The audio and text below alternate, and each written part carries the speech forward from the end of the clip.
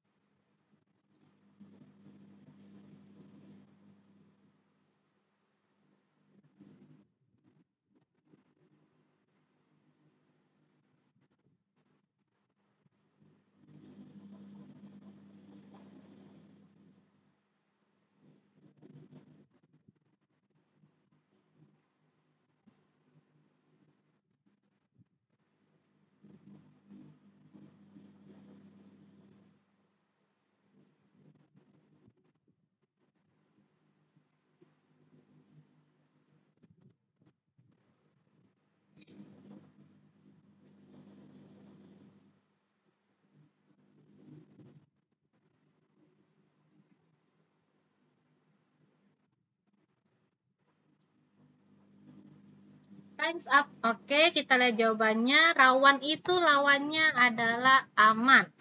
Amatir lawannya kampiun. Absurd lawannya masuk akal. Canggih lawannya sederhana. Konkav lawannya konveks. Perintis lawannya pewaris. Saya harap teman-teman bisa dapat jawaban yang benar semuanya. Oke, sekali lagi kalau waktunya terlalu lama, silakan langsung geser videonya sehingga bisa ke slide berikutnya. Terus kalau misalnya teman-teman nanti latihan, ini kan 15 detik satu soal, bisa dipercepat lagi jadi 10 atau 5 detik. Saya rasa kalau misalnya sudah terbiasa, kurang dari 5 detik juga selesai ini. Kalau yang sudah tahu jawabannya. Oke, klik to reset. Kita next ke slide, bukan ke video, ke slide berikutnya. Start.